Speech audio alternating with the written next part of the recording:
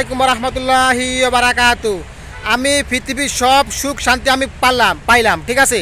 আমি এই পৃথিবীর সব সুখ শান্তি আনন্দ সব কিছু করলাম, তবে আমি যে এখন আমার জন্য এখন মরণের সময় হয়ে গেছে গা, আমি কবর জন্য আমি কি করছি একটু আপনি হিসাব দেন, বুঝছেন। আপনি যে মারা যাবেন, আল্লাহ যে আপনার থেকে হিসাব নেবে, তখন আপনি কি হিসাব দিবেন আমাকে একটু হিসাব বলেন, ঠিক আছে। আরে ভাই, এই দুনিয়াতে ভাই আমরা থাকার জন্য আসি নাই, থাকার জন্য আসি, ঠিক আছে, আসি নাই। সবাই আমরা একদিন চলে যেতে হবে। তাহলে আমরা দুনিয়াতে সুখ শান্তি করার পরে আমরা আল্লাহকে চিনি, নবীকে চিনি, তাহলে আমার ইহকাল লাখি পরকাল লাখি আমার, ঠিক আছে। আল্লাহ হাফেজ। আসসালামু আলাইকুম রহমতুল্লাহি বারাকাতু। কিছু কিছু লোক আছে খারাপ মানুষগুলো ভালো হয়ে যায়, আবার ভালো মানুষগুলো খারাপ হয়ে যায়। কিছু কিছু লোক আছে আমাদের সমাজে আছে। কথা বলতে চাই, আল্লাহ ছাড়া কাউকে মালিক বলা যাবে না ভাই। আল্লাহ ছাড়া মালিক কি হইতে পারে না, ঠিক আছে। আপনি যদি বলেন ওই যে জায়গার মালিক, সম্পদের মালিক, সন্তানের মালিক বলা যাবে না। আপনি বলবেন জায়গার লোক, বিল্ডিংয়ের লোক, বুঝছেন, এগুলা বলা যাবে, মালিক বলা যাবে না। মালিক বললে এটা শিরিক হবে। কেউ যদি গুনার করার পরে, পাপ করার পরে আল্লাহর কাছে চোখের পানি পালা, আল্লাহ আমি অন্যায় করে ফেলছি, আল্লাহ আমি অনেক ভুল করে ফেলছি, কেউ যদি এভাবে কাঁদে, আল্লাহ তাআলা তার পিছনের দিকে গুনাহগুলো তাকান না, সাথে সাথে আল্লাহ তাআলা মাফ করে দিন। ডাক্তারখানা ঢুকলে বোঝা যায় কত রুগী, কত অসুস্থ ব্যক্তি। আমি মনে করি কি এই অসুস্থ রুগীগুলো হয় কি কারণে? আল্লাহর গোলামি না করার কারণে। আর ভাই, আপনি ঠিকমতো নামাজ পড়েন, আল্লাহ গোলামি করেন, আপনার শরীর অসুস্থ হবে না, ঠিক আছে। আপনি সবসময় আপনি নিরাপদ থাকবেন আপনি, ঠিক আছে। ডাক্তারখানা, হাসপাতাল দেখলে বোঝা যায় হাই হাই রুগীর অভাব নাই। আমি মনে করি এই রুগীগুলো যদি নামাজ পড়তে পারতো ঠিক মতন, তাহলে আজকে হসপিটালে আসা লাগতো না, ঠিক আছে। ডাক্তারখানা আসা লাগতো না, পারমিশনে আসা লাগতো না। যেদিন মারা যাবে সেদিন মানুষ চিৎকার দিয়ে কানবে, হাই হাই আমি আজকে দুনিয়া থেকে ছেড়ে চলে যাইতেছি, আমার এই জায়গা সম্পদ, ছেলে সন্তান এগুলো তো আমার কোনো কাজে আসবে না। তখন সে তখন তার ভুলগুলাতে স্বীকার করবে, ঠিক আছে। এর আগে সে সতর্ক হবে না। আপনার বাড়িতে একজন লোক আসলো মেহমান হিসাবে বেড়াইতে, সে অনেক দিন থাকলো, সে খারাপ হইতে পারে, সে অনেক আমি মানলাম সে অনেক খারাপ, ঠিক আছে। সে যদি তার বেড়ানো শেষ, সে যদি তার গন্তব্যের দিকে যে চলে যায়, তখন সে মনে হয় ভাই আমি তো আপনাকে অনেক জ্বালাইছি, অনেক কষ্ট দিছি, অনেক কথা কইছি, ঠিক আছে। ভুল যদি ওই থাকে তাহলে মাফ করে দেন। তখন আপনার কাছে কেমন লাগবে? হায় হায়, একটা লোক যতই খারাপ হোক, একটা লোক যদি মানুষ ভুল করার পরে যদি ক্ষমা চায়, তাকে সাথে সাথে মনে ক্ষমা করে দেওয়া দরকার, ঠিক আছে। আল্লাহ হাফেজ। এই পৃথিবীর মানুষগুলা যত দিনগুলো সামনের দিকে আগাইতেছে, এত পৃথিবীর মানুষগুলা দিন দিন পাগল মতন হয়ে যেতেছে, মাথায় কাজ কম করতেছে, আল্লাহকে ভুলে যাচ্ছে, নবীকে ভুলে যাচ্ছে। মানুষগুলা পাপের কারণে মানুষগুলা দিন দিন কেমন জানি খারাপ হয়ে যাচ্ছে, ভালো মানুষ খুঁজে পায় না আজকালকালে। আসসালামু আলাইকুম রহমতুল্লাহি বারাকাতু। যে ব্যক্তি উঠতে বসতে হাঁটতে চলতে খাইতে, যে ব্যক্তি আমার আল্লাহ তাআলা গবেষণা করে, উঠতে চলতে হাঁটতে চলতে আমার আল্লাহর সাথে এমন প্রেম লাগাইছে, সে ব্যক্তি কখনো সমস্যা পড়বে না, ঠিক আছে। সে ব্যক্তি কোনো সমস্যা পড়বে না।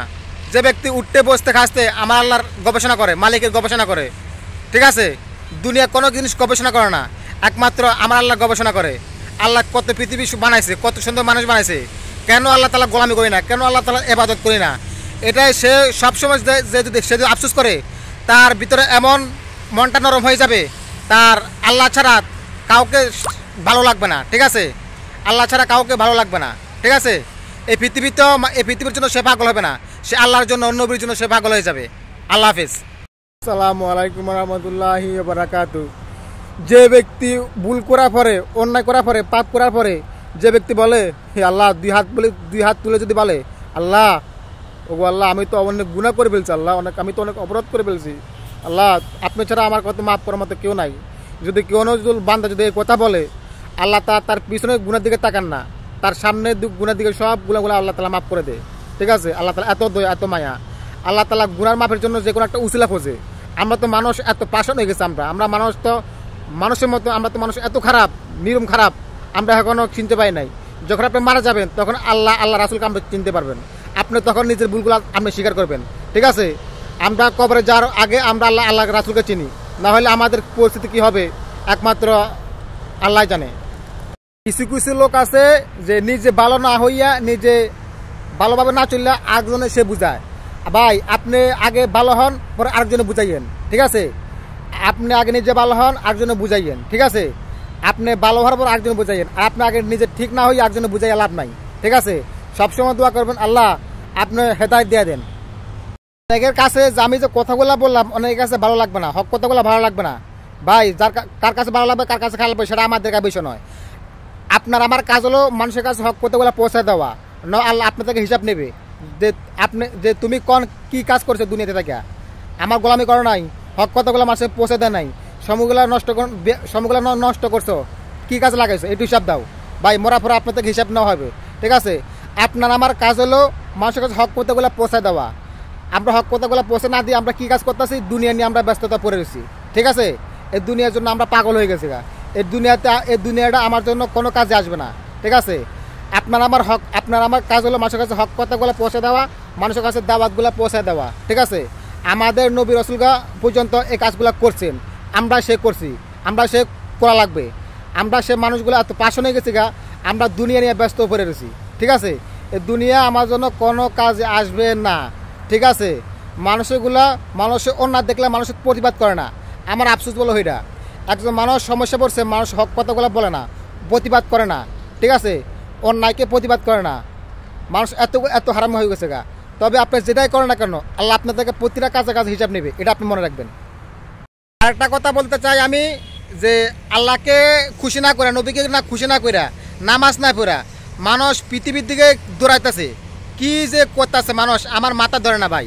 মানুষ কি করতেছে আল্লাহকে খুশি না করে, নবীজিকে খুশি না করে, নামাজ না পড়া মানুষ কি করতেছে আমার মাথা ধরে না ভাই। এগুলো মানুষ কি করতেছে? মানুষ তো একটার পর ভাবার দরকার যে আমরা তো এই পৃথিবীতে থাকতে আসি নাই, যে কোনো মুহূর্তে আমরা চলে যেতে হবে। আমাদের কোনো গ্যারান্টি নাই, যে কোনো টাইমে চলে যাবো। তবে চলে যাবো, এই যে কবরের মধ্যে যে কী হবে এটা একমাত্র আল্লাহ তাআলা ভালো জানে। অন্ধকার কবরে কি হবে তখন আপনি চিৎকার দিয়ে কানবেন, হ্যাঁ আমি দুনিয়াতে কী করলাম। তখন আপনার আফসোস করলে কোনো লাভ হবে না। দুনিয়াতে থাকতে আমরা আপনার চিন্তা করতে হবে, হিসাব করে চলতে হবে, ঠিক আছে?